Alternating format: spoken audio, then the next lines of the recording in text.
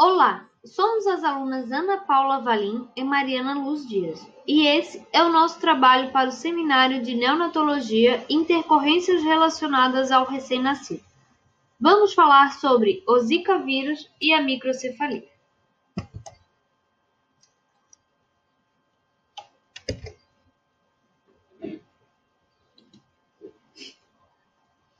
O Zika vírus é uma infecção viral e seus sintomas são vermelhidão no corpo com coceira, olhos avermelhados sem coceiras e sem secreção, febre, inchaço e dores nas articulações. Existem 3 formas principais de transmissão do Zika vírus: transmissão pela picada do mosquito Aedes aegypti, transmissão sexual e transmissão de mãe para o feto durante a gravidez. No caso do feto ser infectado durante a gestação, este pode desenvolver lesões cerebrais irreversíveis e ter comprometida definitivamente toda a sua estrutura e formação. As doenças neurológicas, especialmente as crianças com a doença congênita infectada no útero materno, têm sequelas de intensidade variável, conforme cada caso. O comprometimento nesses casos é tão importante que algumas crianças, ao nascerem têm microcefalia, uma deformação dos ossos da cabeça, sinal do não crescimento adequado do encéfalo, o cérebro. Não há evidências de transmissão do Zika vírus por meio do leite materno, assim como por urina e saliva. O período de incubação após a transmissão é de 3 a 14 dias. A patogênese da infecção não está clara. Contudo, acredita-se que os flavírus, os Zika vírus, em geral, se repliquem inicialmente nas células dendríticas, próximas ao local de inoculação, disseminando-se para o sangue e para os linfonodos. A viremia geralmente dura até 1 semana em pacientes com afecção clínica. A transmissão perinatal.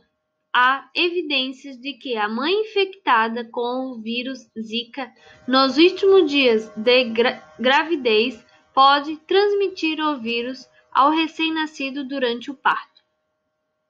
Adicionalmente, a Organização Pan-Americana da Saúde, a OPAS, em dezembro de 2015, emitiu um alerta epidemiológico após evidenciar um aumento no número de casos de microcefalia no Brasil.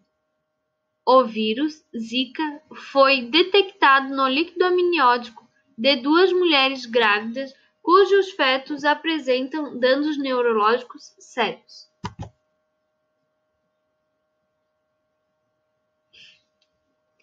As microcefalias, como as demais anomalias congênitas, são definidas como alterações de estrutura ou função do corpo que estão presentes ao nascimento e são de origem pré-natal. Segundo a Organização Mundial da Saúde, a OMS, e literatura científica internacional, a microcefalia é uma anomalia em que o perímetro cefálico, PC, é menor que 2 ou mais desvios padrões do que a referência para o sexo, idade ou tempo de gestação.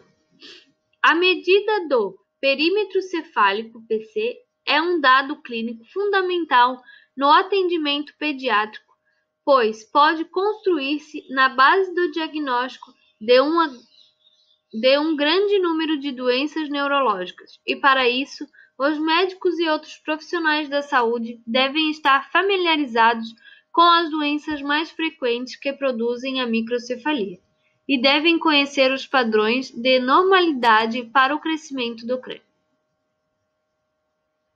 O aumento do risco de microcefalia foi associado a vários fatores, entre eles idade gestacional, fatores genéticos, condições socioeconômicas e exposições prévias ao flavírus. Um estudo mais recente encontrou uma correlação entre o aumento de risco de microcefalia e características específicas dos anticorpos maternos, que aumentam a entrada do vírus da Zika nas células. Isso poderia explicar por que a infecção por vírus resulta em malformação congênita em alguns bebês, mas em outros não. Vou falar um pouquinho sobre a incidência. Em fevereiro de 2016, Florianópolis registrou o primeiro caso de dengue autóctone. Além disso, 2 anos após a identificação do vírus da febre chikungunya, a CHIKV, no Brasil, em abril de 2016 foi confirmado o primeiro caso autóctone da doença em nossa capital. Mesmo sem registro de casos autóctone de Zika até o momento, os cuidados com o ambiente para evitar a disseminação dessa doença é crucial. Além disso, é necessário identificar o mais rapidamente possível as pessoas afetadas, tanto para que os cuidados adequados sejam dispensados oportunamente, evitando complicações clínicas, como para evitar a disseminação das doenças através de medidas de bloqueio de transmissão. No período de 29 de dezembro de 2019 a 29 de agosto de 2020, foram notificados 191 casos de Zika vírus em Santa Catarina. Desses, 162 foram descartados, 17 foram inconclusivos e 12 permaneceram com suspeitos. A relação entre a infecção pelo Zika vírus durante a gestação e a microcefalia do recém-nascido, contestada pelo Sistema de Vigilância Epidemiológica Brasileiro e enunciada pelo Ministério da Saúde em novembro de 2015. Com base em revisão sistemática da literatura produzida pela comunidade científica mundial até maio de 2016, a OMS concluiu que a infecção pelo Zika vírus durante a gravidez pode causar malformações congênitas no cérebro, incluindo a microcefalia.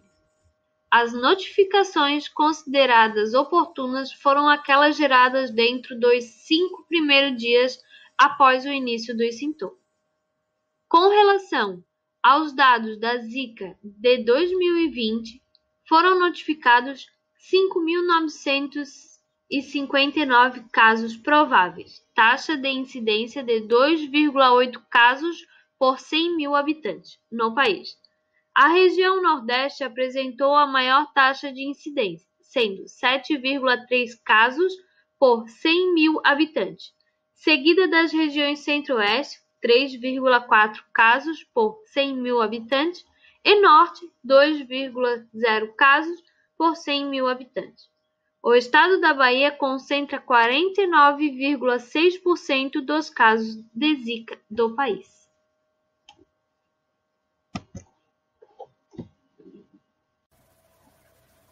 O tratamento. Não existe um tratamento medicamentoso ou vacinas específicas contra o Zika vírus. Porém, os sintomas podem ser aliviados com o uso de medicamentos ou remédios para dor ou febre, prescritos por um médico. Para prevenir o agravamento da doença, é importante ingerir bastante líquido. Os medicamentos à base de ácido acetilsalicílico, como aspirina e Milorol, e anti-inflamatórios não devem ser usados, pois aumentam o risco de hemorragia. Por isso é essencial que a população faça sua parte. Se cada um agir corretamente e tomar todos os cuidados possíveis diário para evitar criadores do mosquito Aedes aegypti, é possível evitar o Zika vírus, a microcefalia, a febre amarela, a dengue e a chikungunya. Se você agir e fizer sua parte, é possível evitar. Os cuidados de enfermagem relacionados ao recém-nascido com microcefalia é levar o bebê a uma unidade básica de saúde para o acompanhamento e crescimento e desenvolvimento conforme o calendário da consulta puericultura. Além do acompanhamento de rotina na unidade básica de saúde, o bebê precisa ser encaminhado ao centro de reabilitação para a estimulação precoce. Mover o recém-nascido de posição, revezando os lados durante o dia e a noite, evitar que o recém-nascido fique na mesma posição e no mesmo lado por mais de 3 horas, evitar a amamentação quando está deitada, preferindo a posição sentada para evitar acidentes como refluxo e broncoaspiração, evitar a posição prona ou lateralizada até os 4 meses de vida, realizar estimulação visual, auditiva e tátil com auxílio de brinquedos interativos, estimular o alongamento e movimentação dos membros superiores e inferiores, proteger o ambiente com telas em janelas e portas e procurar manter o bebê com o uso contínuo de roupas compridas, como calças e blusas. A amamentação é indicada até o 2º ano de vida ou mais, sendo exclusiva nos primeiros 6 meses de vida. Caso se observem manchas vermelhas na pele, olhos avermelhados ou febre, procurar um serviço de saúde. Não dar ao bebê qualquer medicamento por conta própria.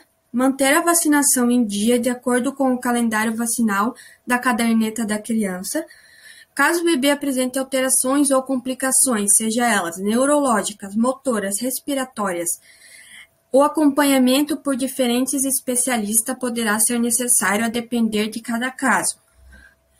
Aqui vai a referência entre zika e microcefalia. O aumento de cada caso de microcefalias em bebê relacionado ao Zika vírus está preocupando as gestantes. O risco maior foi identificado nos primeiros 3 meses de gravidez, mas as investigações sobre o tema continuam para esclarecer as questões como a transmissão desse agente, a sua atuação no organismo humano, a infecção do feto e o período de maior vulnerabilidade para as gestantes, e os casos de microcefalia reforçam ainda mais a importância dos cuidados para a eliminação do mosquitos Aedes aegypti. Uma curiosidade é que houve um relato de caso de síndrome de Guillain-Barré que se desenvolveu quando o vírus da Zika ainda estava presente no soro. Sugere que o vírus pode exercer seu efeito neurotrópico quer por lesão neural direta, quer através de uma rápida resposta ao vírus mediada por células que resultem em reatividade cruzada contra os nervos periféricos.